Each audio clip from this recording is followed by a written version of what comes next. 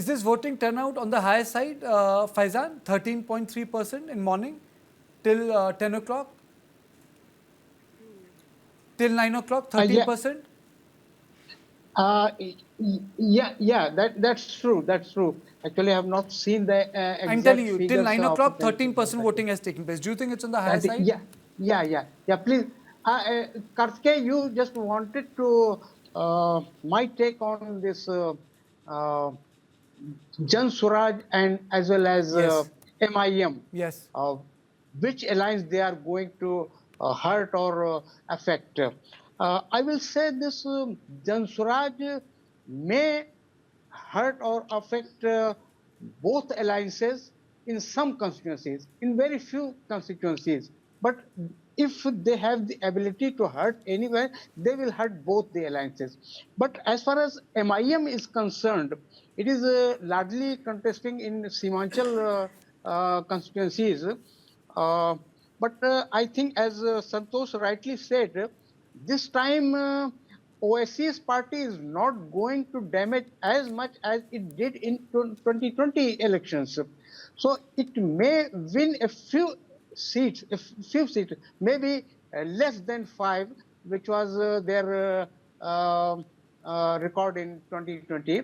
But they will damage only RJD, particularly in among this Mahagathbandhan, they will damage only RJD. So we were talking about also Gen Z.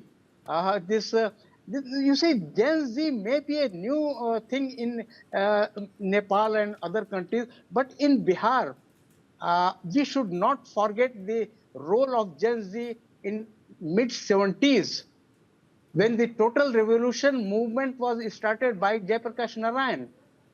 And he was leading the students and youths at that time. And it was this agitation was mainly focused on youth and students. Although after the elections, this movement was taken over by different political parties and leaders which had come under one banner after the formation of the Janata Party government at the center.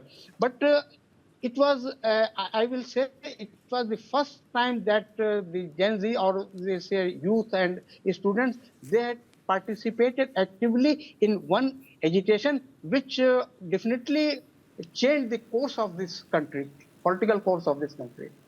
Yes. Yeah, I have a different take on this. In the sense, my understanding, use of Gen Z or millennials is more because of the age of social media.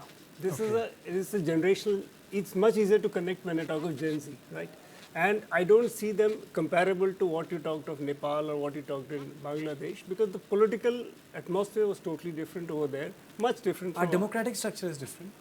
And also the fact that we are, I mean, you don't have to explain where all of us are here, we vote here, we've been here for a long time. So that's probably my understanding is the political class or the political party or politicians do understand when they talk of Gen Z, they're talking to a particular section of society or younger who have the ability to change things. Yes. That's it. That's how do they're taking a democratic process. They're not talking of anything else.